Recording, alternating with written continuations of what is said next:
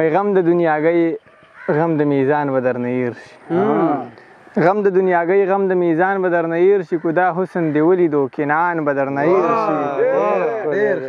او د مخ یو تجلا کو ستا د دید برخه کې راله د مخ یو تجلا کو ستا د دید برخه کې راله هورې به دې هېرې شي غلمان به درنه هېر شي او دا ځینې ډمان داسې د الله خبرې کوي چې دا ځینې ډمان داسې د الله خبرې کوي چې والله چې ملیان او تبلیغیان به درنه هېر شي مننه وایي دا ځینې ډمان داسې د الله خبرې کوي چې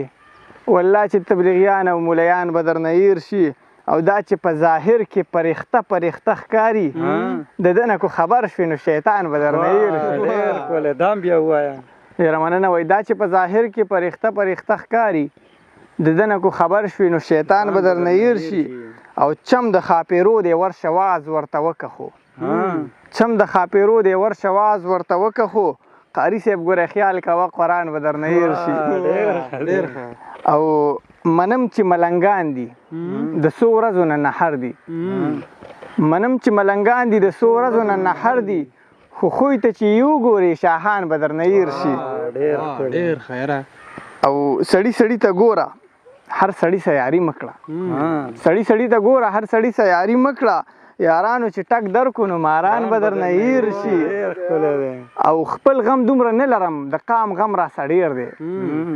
خپل غم دومره نه لرم د قام غم راسه ډېر دی د اوښکو ته مې وګوره باران به درنه هېر شي او مینه څه عجبه وي سړی د خود نه وباسي مینه څه عجبه وي سړی د خود نه وباسي بل به درته یاد وي او خپل ځان به درنه هېر شي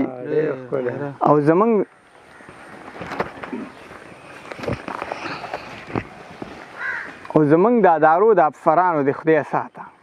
زمونږ د ادارو د افسرانو د خدای ساته خدای کو هلاکو او چنګیز خان به درنه هېر شي او یو ځلې ته راشه د خاضر دا غزل واوره لوی لوی شاعران او ادیبان به درنه هېر شي خلکو په لیلا او په مجنون غزلې وویلې سعود تړالي خلکو په لیلا او په مجنون غزلې وویلې خو ما په بیدارۍ او په بدلون غزلې وویلې او کیدای شي چې فرعون زما د مرګ حکم جاري کړي نن مې د موسی او د هارون غزلې وویلې کیدای شي چې فرعون زما د مرګ حکم جاري کړي نن مې د موسی او د هارون غزلې وویلې او تا په سرو شرابو او سرو شونډو غزل ښکلی کو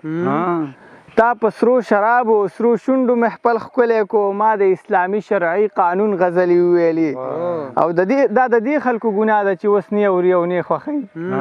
د دې خلکو ګناه ده چې اوس نه اوري او نه خوښوي تا د پښتنو د سباوون غزلې وویلې او دلته د تړون او د یووالي احتیاج وخو